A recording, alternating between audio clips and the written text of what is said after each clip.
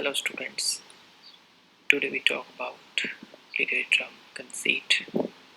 Conceit is one of the terms that related to the visual aspect of poetry and today we discuss about it. Let's start with its definition. So first question is that what is a conceit? Here is a quick and simple definition. A conceit is a fanciful metaphor, especially a high elaborate or extended metaphor in which an unlikely, far-fetched, or strained comparison is made between two things that are apparently very different. Conceits are often quite unique, ingenious, and can present striking juxtaposition in comparison of the unlike thing. So, its definition indicate conceit is actually a metaphor, but not a simple metaphor, an extended, complicated, and in a metaphor that is ingenious. These are some common examples of conceit.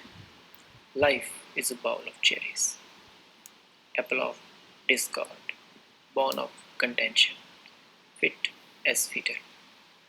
The word conceit has its origin from Latin, that meaning concept. Sometimes it is also used to indicate a guiding concept in a film, novel, or other artwork. There are two types of conceit: Petrarchan and metaphysical conceit. Petrarchan conceit, as its name indicates, it has its origin from Italian poet Petrarch, and it was very famous in Renaissance poetry, especially the love poetry, in which the beloved is compared hyperbolically to extreme experience or thing. And the other conceit is the metaphysical conceit associated with the metaphysical poet of 17th century. And it is more intricate intellectual device that was very common in metaphysical poetry. It usually set up analogy between one entity's spiritual qualities and object in the physical world and sometimes control the whole structure of the one. So let us analyze a few examples of conceit in literature. The first example is from Romeo and Juliet. As we know, it was a very famous romantic tragedy by William Shakespeare. William Shakespeare makes use of conceit in Act 3, scene 5th of his play, Romeo and Juliet. Here, Capulet comes to Juliet's room after Romeo has left.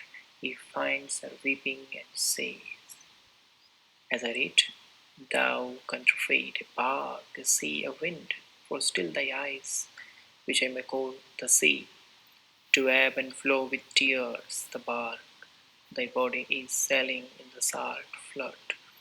The winds, thy sighs, oh, raising with thy tears, and they, with them, without a sudden calm will overset thy tempest tossed bottom. Here he compares Juliet to a boat in a storm.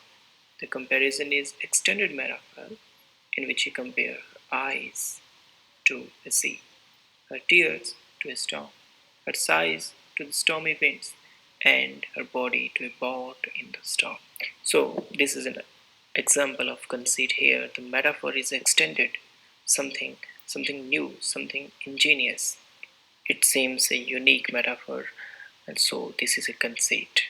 Let's take another example, a very famous example from John Donne's poem, A Valediction Forbidding Morning. As I read, if they be two, they are two, so a stiff twin compass are two. Thy soul, the fixed foot, make no show to move, but doth, if the other do. And thou at the centre sit, yet when the other far doth roam, it leans and hearken after it, and grow erect as that comes home. This is one of Donne's most ingenious conceit. He compares his and his beloved soul with two legs of a drafting compass. He compares her soul to the fixed foot and his to the other foot.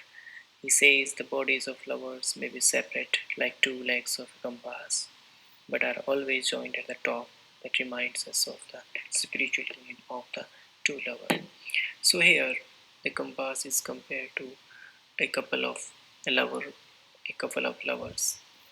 Let's take another example from Emily Dickinson's poem, Because I Could Not Stop for Death.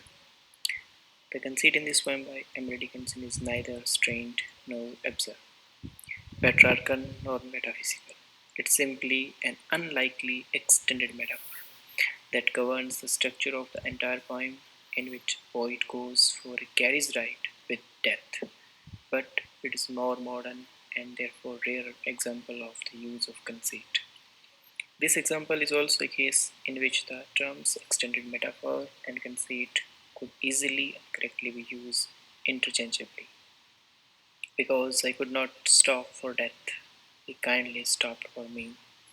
The carries held but just ourselves and immortality.